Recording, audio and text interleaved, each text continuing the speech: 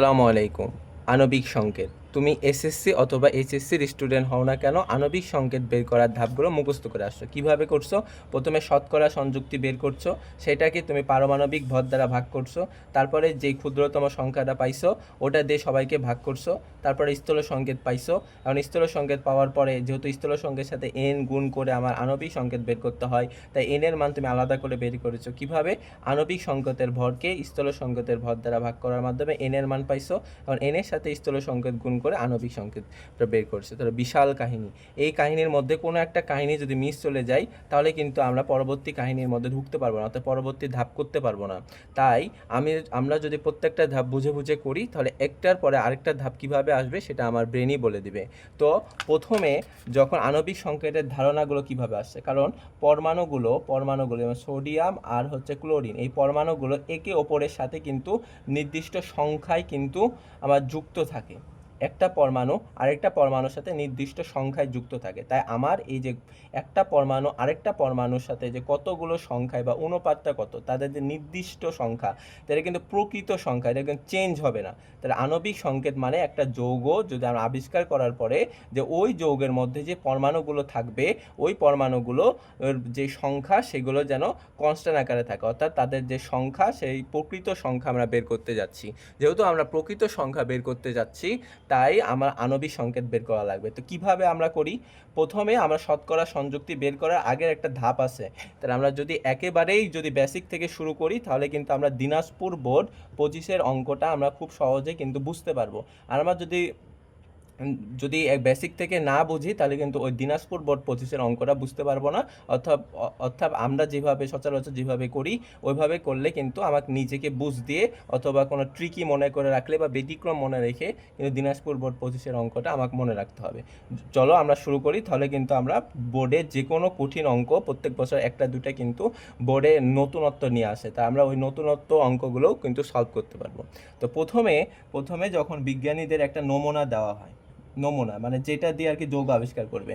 এখন তুমি এই যে নমুনা টেস্ট টিউবের মধ্যে তোমার ইচ্ছা মতো নমুনা নিতে পারো। তো এই নমুনা যৌগটা কি হবে, যৌগটা আবিষ্কার করবে, তাহলে এই যৌগগুলোর মধ্যে অবশ্যই পরমাণু থাকবে। তাহলে আমি বলে দিলাম যে নমুনার ভর হচ্ছে 3.42 গ্রাম, এই নমুনার ভর। এই নমুনাকে যদি তুমি কেমিক্যাল অ্যানালাইসিস করলে তুমি এর মধ্যে যে কোন কোন পরমাণু কত গ্রাম করে আছে এটা বুঝতে পারবা। আমি বললাম যে এত এত গ্রাম নমুনার মধ্যে, অর্থাৎ নমুনাকে কেমিক্যাল অ্যানালাইসিস বা রাসায়নিক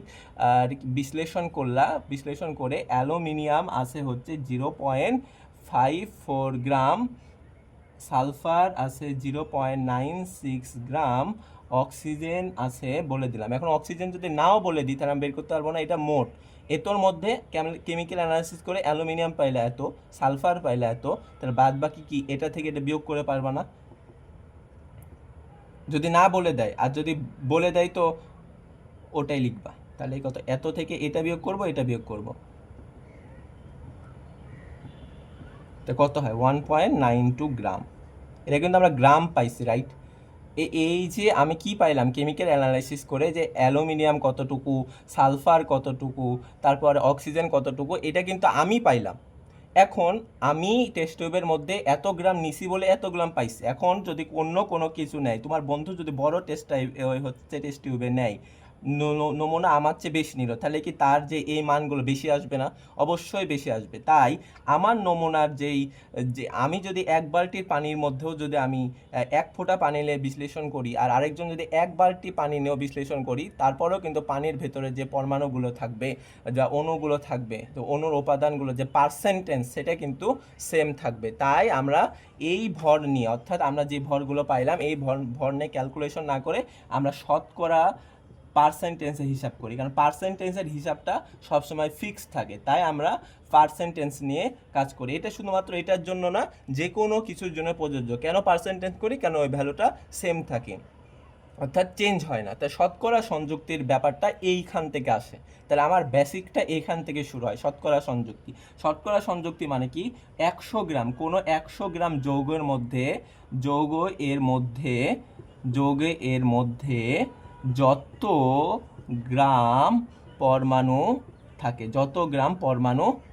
100 100 গ্রামের মধ্যে যত গ্রাম পরমাণু থাকে সেটাই হলো শতকরা সংযুক্তি। তাহলে শতকরা সংযুক্তি, তাহলে আমি কি বললাম, কোনো একটা যৌগ আছে, তাহলে পুরো যৌগের ভর থেকে আমার ওই যে পরমাণু, তাহলে পরমাণু বা মৌল, তাহলে মৌলের ভর, তাহলে তুমি এখানে মৌল লিখতে পারো, পরমাণু লিখতে পারো, কোনো সমস্যা নেই, মৌলের ভর।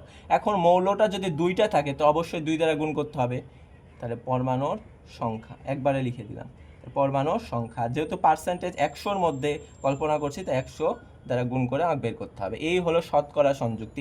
এর মানে এটাই বোঝায় যে পুরা ভ্যালুটাকে যদি আমরা 100 গ্রাম কল্পনা করে হিসাব করি তাহলে তোমারও যা আমারও তাই, তাহলে আর ওই ভ্যালুটার মধ্যে চেঞ্জ আসবে না, এই জন্য আমরা পার্সেন্টেজে হিসাব করি। তাহলে এখন আমাদের ওই যে নমুনার ওইটা আমি এখন বের করব।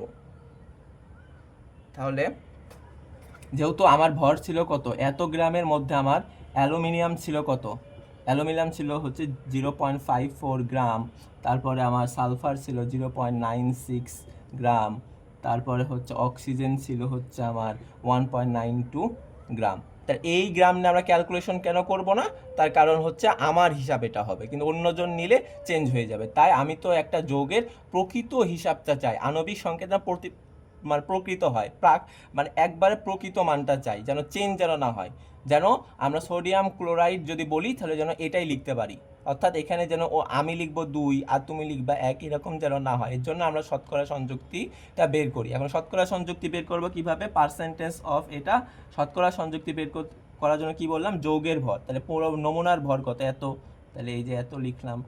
আর আমরা কার বের করছি, অ্যালুমিনিয়ামের কত, এত। আমরা তো যৌগ জানি না, তো আমরা কিভাবে সংখ্যা বসাবো, তাই এখানে সংখ্যা 1 ধরে নিলাম। তাহলে তাহলে এটা করলে কত আসবে, 15.78%। তারপর আমরা যদি সালফারেরটা বের করি তাহলে 3.42, এটা হচ্ছে যৌগের ভর, সালফার কতটুকু আছে, তাহলে আমরা শতকরা সংযুক্তি বের করার জন্য খেয়াল রাখবো যার বের করছি তারটা উপরে থাকবে, আর পুরো যৌগের যেটা সেটার ভর আমরা নিচে থাকবে। আমরা তো আণবিক ভর বের করতে পারি বা মোলার ভর বের করতে পারি, কত হবে 28.07%। আর অক্সিজেনের কত, 1.92, 3 এত, এর সাথে 100 গুণ করবো, পার্সেন্টেজ হিসাব করলে কত আসে, 56.154%। এই যে আমরা কি বের করলাম, শতকরা সংযুক্তিটা বের করলাম। তাহলে আমরা শতকরা সংযুক্তির মানে এটাই বললাম, আমরা যদি 100 গ্রাম নেই তাহলে আমার অ্যালুমিনিয়াম থাকবে হচ্ছে 15.78 গ্রাম। আমরা যদি অ্যালুমিনিয়াম নেই, ওই যে যৌগের আণবিক ভরটা বের করব, ওই যৌগের 100 গ্রামের মধ্যে আমার অ্যালুমিনিয়ামের যে ভর বা ভারী থাকবে সেটা কত গ্রাম, এই যে এত গ্রাম, সালফার থাকবে এত গ্রাম, তারপর অক্সিজেন থাকবে এত গ্রাম। আমরা গ্রামটা বের করেছি, কিন্তু আমার লাগবে তো সংখ্যা, কারণ পরমাণুগুলো একে অপরের সাথে নির্দিষ্ট সংখ্যায় যুক্ত থাকে, তা আমার তো লাগবে সংখ্যা, তাহলে অবশ্যই গ্রাম থেকে আমার এখন সংখ্যায় আসতে হবে। তাহলে সংখ্যায় নেওয়ার জন্য আমার মোল লাগবে, কারণ আমরা জানি যদি বলি 1 হালি সমান সমান কতটা, তুমি বলবা 4টা, সেরকমই 1 মোলকে তুমি বলবা 1 মোল মানে হচ্ছে 6.023 10⁻23টি। কিন্তু আমার এখানে সংখ্যা দিয়ে এভাবে কল্পনা করব, মোলকে আমরা এখানে কল্পনা করব যে কোনো একটা মোলার ভর বা এম, মোলার ভরকে গ্রামে যদি প্রকাশ করলে যে ভর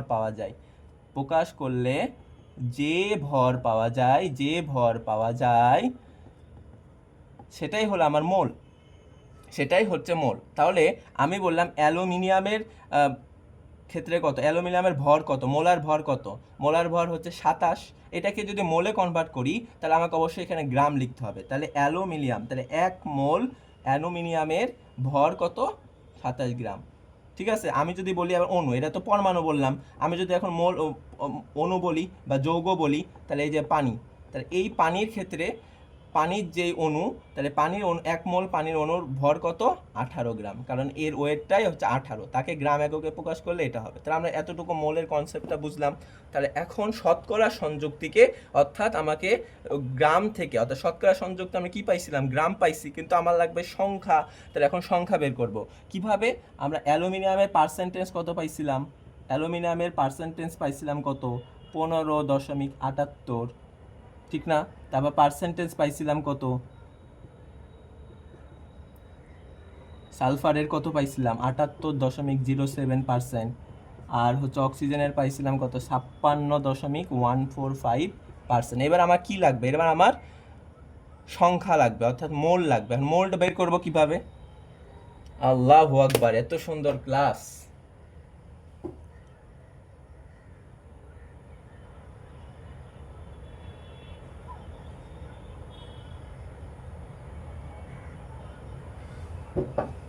তাহলে এখন মোল তাহলে এখান থেকে আমরা এখন মোল বের করব কিভাবে? দেখো এখান থেকে মোল বের করব কিভাবে, তাহলে আমার কিন্তু 100 গ্রামের মধ্যে এটা আছে, কিন্তু আমরা কি জানি অ্যালুমিনিয়াম, তাহলে আমরা জানি যে 27 গ্রাম অ্যালুমিনিয়াম মানে কত, 1 মোল, কারণ আমরা মোলটা বের করব, মোল মানে কিন্তু সংখ্যা পরমাণুগুলোর মধ্যে যেটা থাকবে। তাহলে 1 গ্রামের জন্য কত, আমাকে এইটাকে আমাকে মোল বানাচ্ছি রাইট, তাহলে এটা তো আমার লাস্টে লাগবে, তাহলে 1/27 মোল। আর এত গ্রামের জন্য, অর্থাৎ এটাতেই তো সংখ্যাতে রূপান্তর করছি, তাহলে এত গ্রামে আমরা ঐকিক নিয়মে দেখাচ্ছি, সূত্র দিয়েও করা যাবে 27, তাহলে এত মোল। তাহলে বলো তো এইটা কি, আমরা যে সূত্র মুখস্থ করি গুলাই গুলাই খাওয়াই দেয়, সেটা কি? দেখো তো এটা উপরেরটা কি, শতকরা সংযুক্তি না? এটাই তো শতকরা সংযুক্তি। আর নিচে কি, এটা পারমাণবিক ভর না, অ্যালুমিনিয়ামের পারমাণবিক ভর না, এই কারণে আমরা পারমাণবিক ভর দ্বারা ভাগ করি, পারমাণবিক ভর। তাছাড়াও যদি আরও সহজে যদি বলতে পারি, আরও সহজে কিন্তু বলা যায়। কারণ কি বলতো, এটা হচ্ছে এই নমুনার মধ্যে, অর্থাৎ 100 গ্রামের মধ্যে এটা আছে, তার মানে এটা ডাব্লু। তাহলে আমরা এন সমান সমান এন অফ, এটা যদি বের করতে চাই তাহলে ডাব্লু/এম না, তাহলে ডাব্লু কত এখানে 15/78, আর এটা মোলার ভর কত 27 না, সেখান থেকে আমি মোলের মানটা বের করতে পারবো না? বলো তো পারবো তো? তাহলে এন অফ এস এটার মান বের করতে পারবো না, ডাব্লু/এম, ডাব্লুর মান কত, ডাব্লুর মান 28 দশমিক এত, আর হচ্ছে এম সালফার কত 32, তারপরে এন অফ ও ডাব্লু/এম, তাহলে এখান থেকে কত পাবো, ডাব্লু এর মান কত 56.145 ডিভাইডেড বাই অক্সিজেনের কত 16। তাহলে আমার এখানে মোল, অ্যালুমিনিয়ামের মোল কত 0.584 মোল, আর এটা ভাগ করলে আসবে হচ্ছে 0.87 মোল, আর এটার আসবে হচ্ছে 3.5 মোল।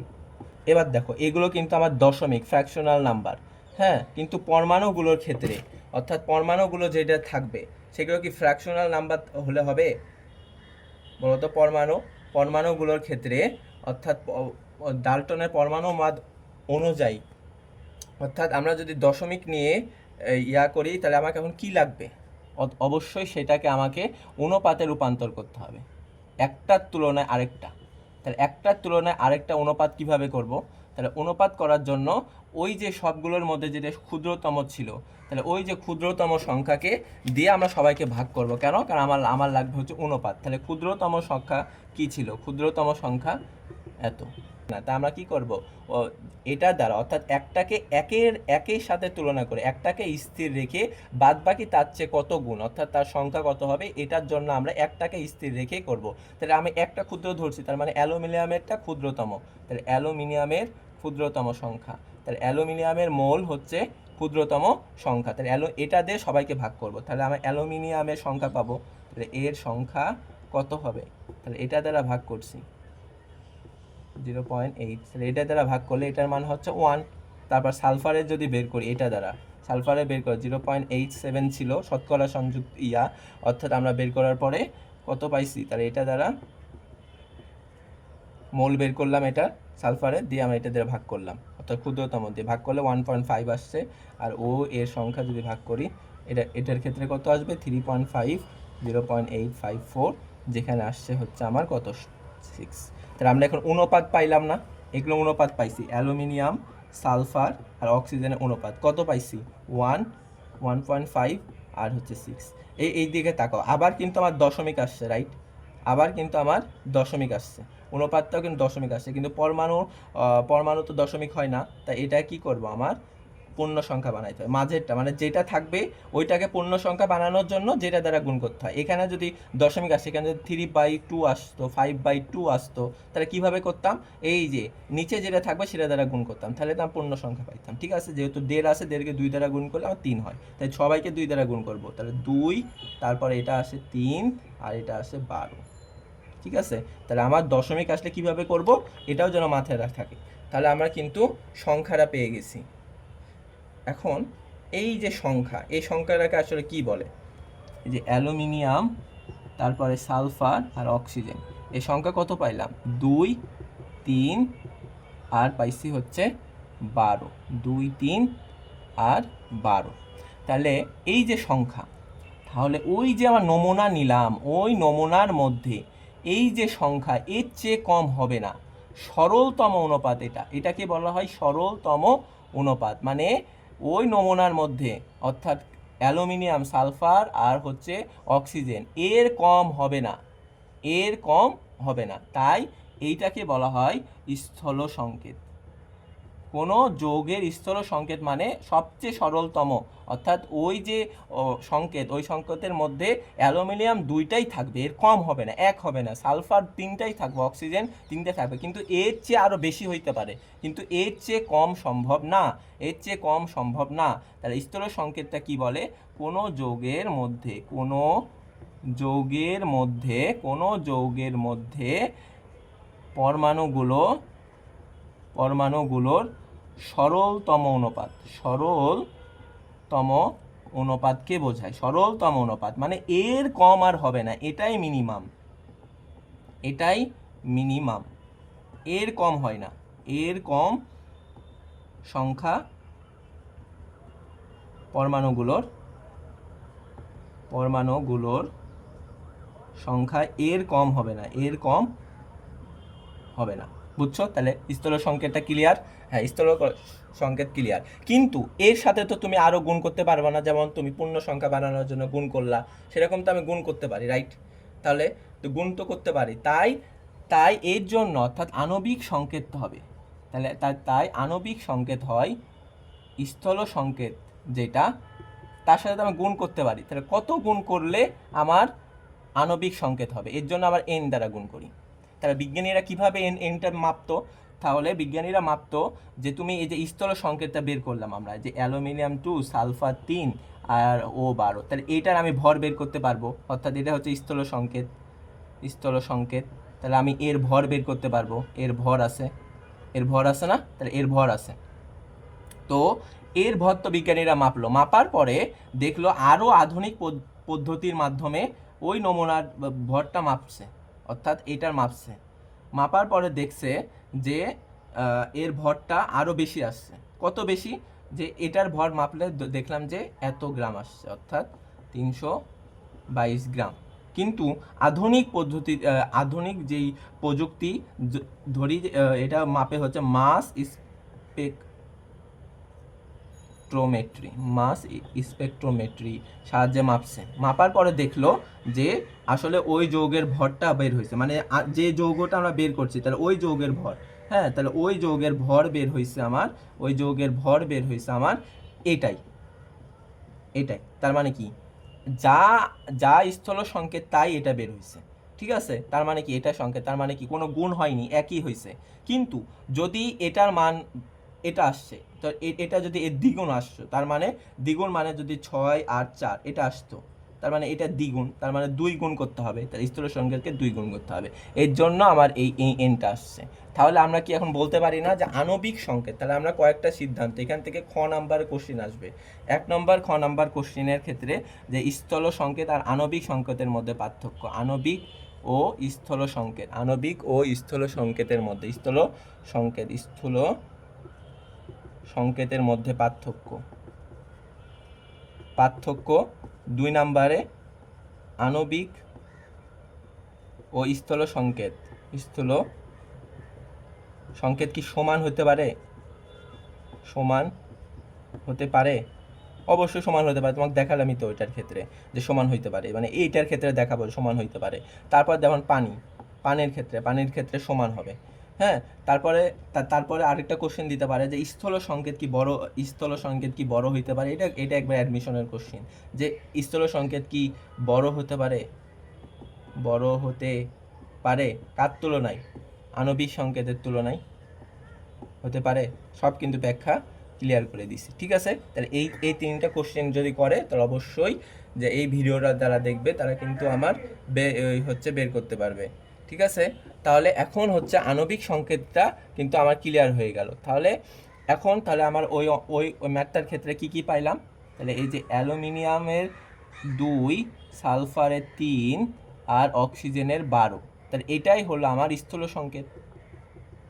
স্থূল সংকেত। তাহলে এখন আমার আণবিক সংকেত কি হবে? আণবিক সংকেত কি হবে? এবার একটু কথা শোনো ভাই, এবার একটু কথা শোনো। আণবিক সংকেত কি হবে? আণবিক সংকেত বের করার জন্য আমার কি লাগে? এনের মানটা লাগে না? কত গুণ? এখন এনের মান বের করার জন্য তো আমার আণবিক ভরের দরকার। যে যৌগ সেটা তো আমার আণবিক ভরের দরকার। আমার কি আণবিক ভর দেওয়া আছে? না। তুমি যেই বলতে পারো যে এটা যে দেওয়া আছে এটা তো আমার নমুনার ভর ভাই, এটা তো আমার নমুনার ভর, অর্থাৎ যৌগের ভর। যে যৌগটা বের করবা, এই যে যৌগে তো মনে করো আণবিক সংকেতটা বের করবা, ওই আণবিক সংকেতের ভর বলে দেওয়া থাকে অনেক অঙ্কে, যে আণবিক সংকেত তুমি যে বের করবা ওই আণবিক সংকেতের ভর হবে এত গ্রাম, কিন্তু আমার বলে দেওয়া নাই, তো আমি এনের মান কীভাবে বের করবো? তার জন্য আমার এটাই হবে। কিন্তু এই যে সালফার আর অক্সিজেন সালফেট আকারে থাকে, সালফেট, এই যে এরকম আকারে থাকে, SO4 সালফেট আকারে থাকে। ঠিক আছে, যেহেতু এরা সালফেট আকারে থাকে, তা এটা হচ্ছে আয়ন হবে 3 যেহেতু, তাই সালফেট আর কে এইভাবে লেখা যায়, SO4 করলে, তাহলে এইটা যেহেতু একটা আয়ন আকারে থাকে, তাই এখানে যদি দেখো এখানে সালফার কত, তাই আমি 3, এই দুটাকে ভাঙবো। ঠিক আছে, এই দুটাকে ভাঙা যায় না? যায়। তাহলে 3 দ্বারা ভাগ করলে কত থাকে? 1, 4, তাহলে আমার এটা হয়ে যাচ্ছে। তাহলে আমি যদি এখানে 3 লিখে দিই তাহলে কিন্তু উত্তর হয়ে যায়। তাই এটাই হলো আমার আণবিক সংকেত। তাহলে আমরা এই যে আমি যেভাবে বুঝাইলাম এইটাই হলো তোমার দিনাজপুর বোর্ড 25 আসছে। বলো তাহলে যদি আমরা বেসিক থেকে যদি ক্লিয়ার না করে প্রত্যেকটা জিনিস যদি জাস্ট রসায়নের জিনিসগুলো, কেন ফিজিক্স, কেমিস্ট্রি, ম্যাথ সব জিনিস যদি আমরা বুঝে বুঝে না করে যদি জাস্ট মুখস্থ করি, তাহলে কিন্তু আমরা বোর্ড কোশ্চেনও পারবো না, আর অ্যাডমিশন তো দূরেই থাকবে।